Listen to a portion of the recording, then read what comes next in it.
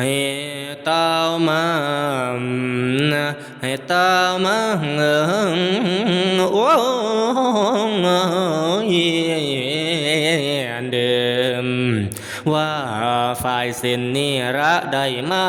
จะพระเอ็นท่าธิละหัดเล่าละประทานลงมาสูดขวัญละนักเรียนน้อยนานเดียระดาษด้วยเงินทองทั้งเขาของดุหลายลางคันละบ่เอืดบ่อยากกันมีละนาสัพพสันละทุกเสียงทุกทวนที่อานั้นต่างทั้งผ้าขวัญบละบวนละก็ตกแต่งแล้วตกแต่งแล้วจึงย่อมาว่าดังนั้นแล้วก็จึงบายเอาไฟ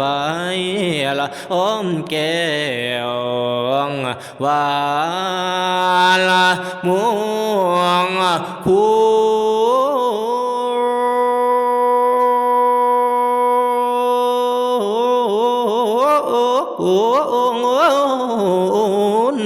คุณคนดีความงามดูอาจผูกควันลาดแขนลานว่ามาเยอะขั้นว่าฝ่ายเส้นนี้ก็มีค่าพันค่ามีพ่อเอ่ยแม่เอ่ยขั้นเป็นผูกเบื้องซ้ายขอให้ขวัญละนักเรียนเจ้านี่มาก็มาเยอะขั้นเป็นผูกเบื้องขวา